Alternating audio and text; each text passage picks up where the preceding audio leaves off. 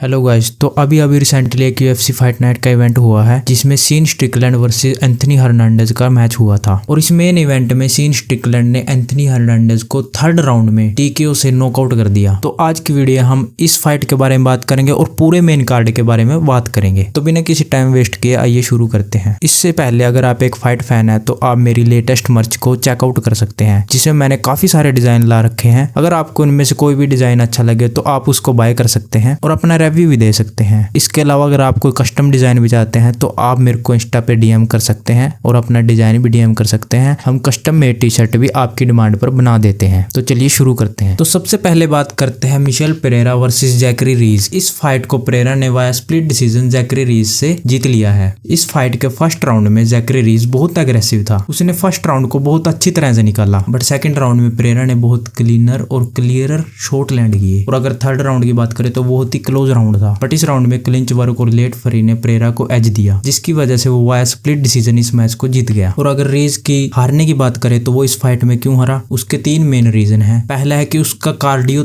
Third round में drop हो गया था, और सेकंड रीजन है उसका डैमेज आउटपुट बहुत कम हो गया था। और इसका थर्ड राउंड है जजेस को इफेक्टिव स्ट्राइकिंग विजिबल नहीं हुई। और अगर इन फाइटर्स के फ्यूचर की बात करें तो इस फाइट से पेरेरा अब रैंक्ड ओपोनेंट फेस करेगा। और इसके अलावा अगर रीज की बात करें तो रीज के लिए बहुत ही लर्निंग फाइट थी। अगर इस कार्ड की सेकंड फाइट की बात करें तो एक मिडल वेट डिवीजन की फाइट थी, जो कि जैकोबी स्मिथ वर्सेस जोसाया हेरल के अगेंस्ट थी। अगर इस फाइट की बात करें तो इस फाइट को जैकोबी स्मिथ ने फर्स्ट राउंड में नॉकआउट से जीत लिया है। फर्स्ट राउंड में स्मिथ ने एक्सप्लोसिव टेक डाउन शॉट किए, टॉप कंट्रोल सिक्योर किया, हैवी एल्बोज एंड पंचेस दिए। हेरल इन सब चीजों को डिफेंड नहीं कर पाया और रेफरी ने इन्हीं वजह से इस फाइट को स्टॉप कर दिया। हेरल इस फाइट को क्यों हारा, इसके पीछे तीन मेन रीजन है। पहला है पुअर ग्रैपलिंग डिफेंस, सेकंड है panic mode on ground, third है नो गार्ड रिकवरी अटेम्प्ट। ये तीन मेन रीजन है जिनकी वजह से हेरल इस फाइट को हार गया। अगर इन फाइटर के फ्यूचर की बात करें तो स्मिथ राइजिंग प्रोस्पेक्ट बन सकता है। और अगर हेरल की बात करें तो हेरल को डिफेंसिव ग्रैपलिंग इंप्रूव करना पड़ेगा, तभी वो आगे जाके एक अच्छा फाइटर बन सकता है। और अगर इस कार्ड की थर्ड फाइट की बात करें तो वो एक हैवी वेट बाउट की फाइट थी, जो कि सर्गी वर्सेस एंटी डलिया की फाइट थी। इस फाइट को सर्गी ने वाया यूनानिमस डिसीजन से जीत लिया। अगर इस फाइट के फर्स्ट राउंड की बात करें तो फर्स्ट राउंड में सर्गी ने अर्ली टेक डाउन लिए और उस टेक डाउन को कंट्रोल किया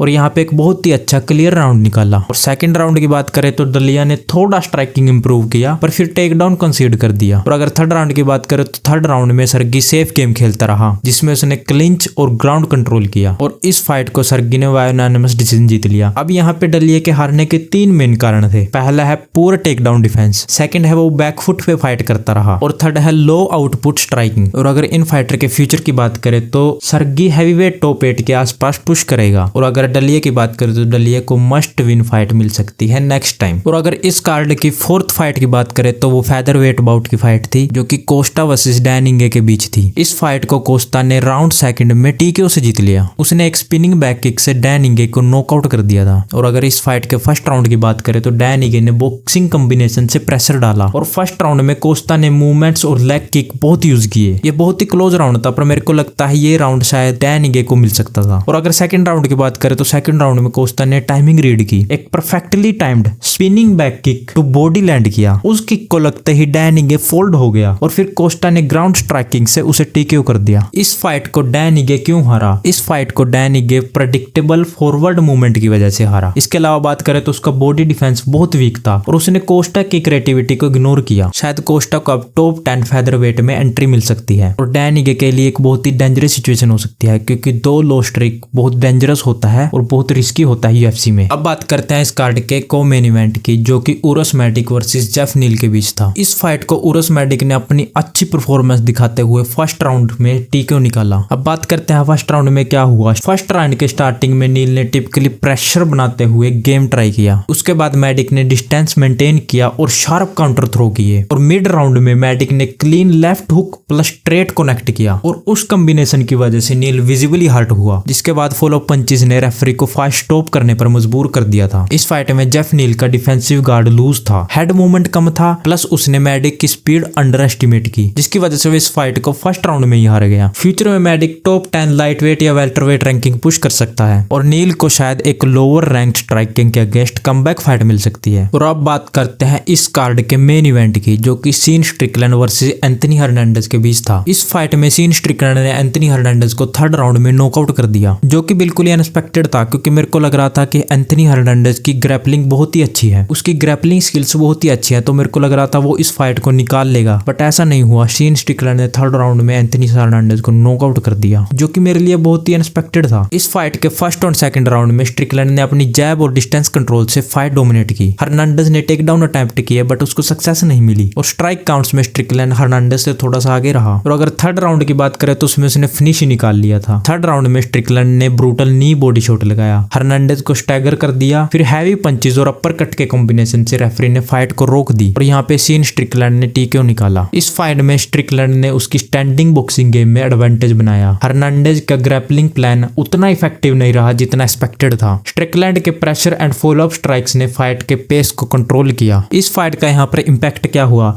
हर्नांडेज की 8 फाइट विन स्ट्रिक एंड हुई। सेकेंडली स्ट्रिकलैंड ने अपनी पोजीशन टाइटल कंटेंडर के नजदीक स्ट्रॉन्ग कर दी। और थर्ड एंड मोस्ट इंपोर्टेंट चीज, स्ट्रिकलैंड ने खामजात को कॉल आउट किया फ्यूचर टाइटल फाइट के लिए। बट मेरे को लगता है ये मैचअप बिल्कुल ही बेकार है, क्योंकि खामजात एक एलीट ग्रैपलर है, वो इस फाइट को स्ट्रिकलैंड के खिलाफ फर्स्ट राउंड में भी निकाल सकता है। और लास्ट में अब मैं डेली अपडेट वीडियोस बनाया करूंगा, तो आप मेरे चैनल को सब्सक्राइब करना मत भूलना। और अगर आपको किसी और चीज की वीडियो चाहिए तो आप मेरे को कमेंट में बता सकते हैं। धन्यवाद।